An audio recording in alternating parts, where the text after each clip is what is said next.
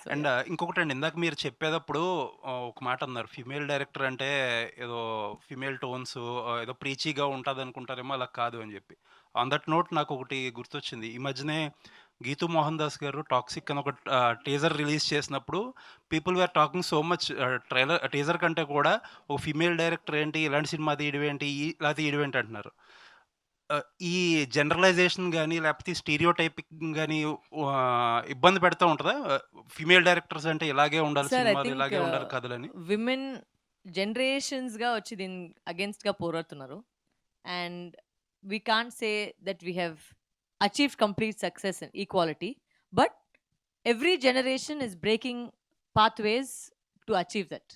So when I saw Toxic was superb. అది underestimate చేయను కాదు. బికాజ్ సొసైటీ అట్లా మెంటల్‌గా వచ్చి ప్లాన్ చేస్తున్నారు కాబట్టి ఇట్లనే చూడాలని ఒకటుంది. సో ఆ స్టీరియోటైప్‌ని బ్రేక్ చేయాలంటే ఇప్పుడు ప్రతి అమ్మాయి వచ్చి వాళ్ళ ఫీల్డ్‌లో వచ్చి వాళ్ళు ఎక్సెల్ చేస్తేనే వచ్చి ఆ చేంజ్ అయితుంది. But this is also to every girl. If you ever get scared don't be. Because I think fear వచ్చేసి మన సొసైటీలో ఎప్పుడు భయపడాలి, భయపడాలి, భయపడాలి, చెప్పి ముందుకు రాలేదు మేము. సో అది వచ్చి కొన్ని మంది బ్రేక్ చేశారంటే అది ఎందుకంటే everybody should follow that path. అందుకే. యాహ్!